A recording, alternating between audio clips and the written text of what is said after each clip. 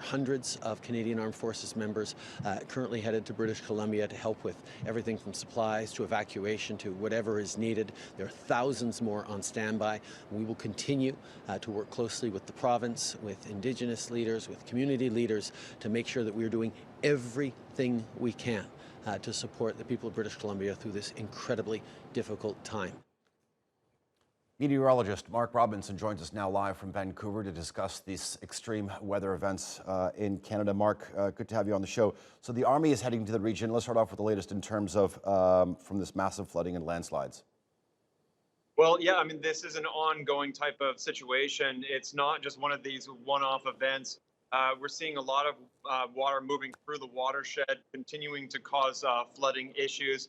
Now that is beginning to sort of come down a little bit as the water does move through. We're not seeing any sort of major rain in the next little while for this area, and I think that's going to be a big saving grace. At the Weather Network, we've been working hard to sort of try and forecast for this area. And as I said, we're not seeing major stuff, so it's really into the cleanup stage now.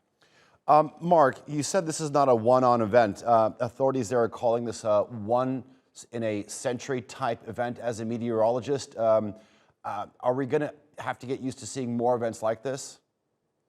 Yeah, unfortunately, we are going to start to see more and more events like this.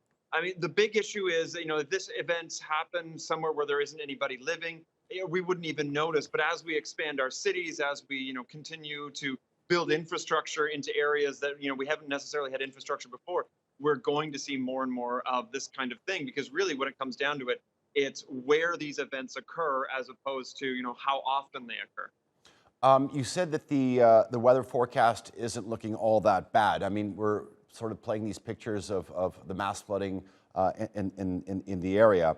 Talk to us about what the biggest danger is now. Well, I mean, the big danger now is getting essentially the infrastructure back up and running. Cities have been shut down not because necessarily all the houses have been flooded, but because the sewage treatment systems have been destroyed. So that's the sort of thing that's got to come back online. That's the sort of thing that we need to get going. And of course, the other big issue that we've seen is that this is a very mountainous part of Canada. Canada is an enormous country, but this part of the country has just a few roads that move from Vancouver over to the rest of Canada. And with COVID restrictions, et cetera, when cut these lines and these highways, it becomes a huge problem to get things in and out of in the Vancouver area. Mark, I know you have a busy time. Thank you very much for joining us here on TRT World. I do appreciate it. Thank you.